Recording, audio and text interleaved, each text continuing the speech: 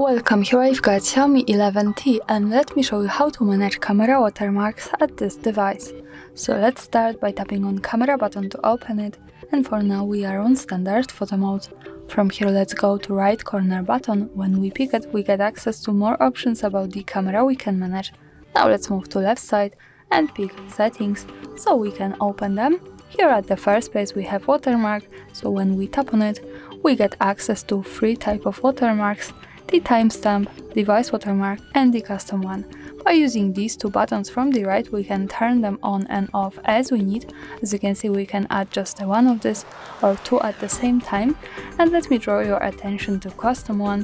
When we want to add it we have to remember to turn on device because this is connected, so for now we get access to it, and when we pick it we can add our own watermark, for example hard reset.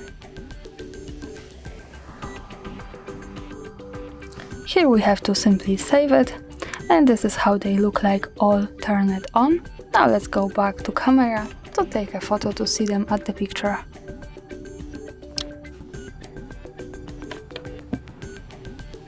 To go to photo let's move to left to the button that follows us straight to the gallery, and this is my picture with watermarks at the bottom. We can get closer to them also here.